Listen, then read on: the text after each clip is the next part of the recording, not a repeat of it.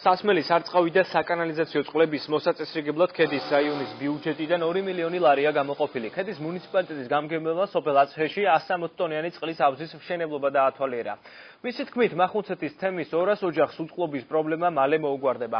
მშენებლობისთვის ადგილობრივი ბიუჯეტიდან 308,000 ლარია გამოყოფილი. წყლის 8 კილომეტრიანი მაგისტრალი ექსპლუატაციაში ოქტომბრის თვიდან შევა.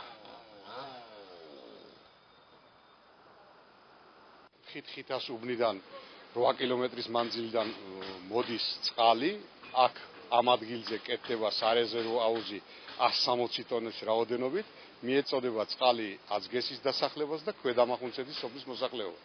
აქ მნიშვნელოვანია ის, რომ აცგესი არის ტურისტული ზონა და ძალიან ბევრი ვიზიტორია დაახლოებით წელიწადში 40,000, ამიტომ გვინდა რომ წყლის მომარაგება იყოს რაოდენობითაც განსაზღვრული მოცილობით რა გჭირდება ამ უბანს და ამავე დროს უნდა იყოს ძალიან სუფთა და მისაღები. მუნიციპალიტეტიდან გამოყოფილია 2 მილიონი ნახევარი ლარი ამ პროგრამების შესასრულებლად აცგესის მომარაგებისთვის ამ მშენებლობაზე ბრძანის ხეობიდან 308,000 ლარი ხარჯება ამ პროექტის განხორციელებაზე ანალოგიური პროექტები ხორციელდება სოფელ ცხმორისის თემში, ზვარეში და ქედაში.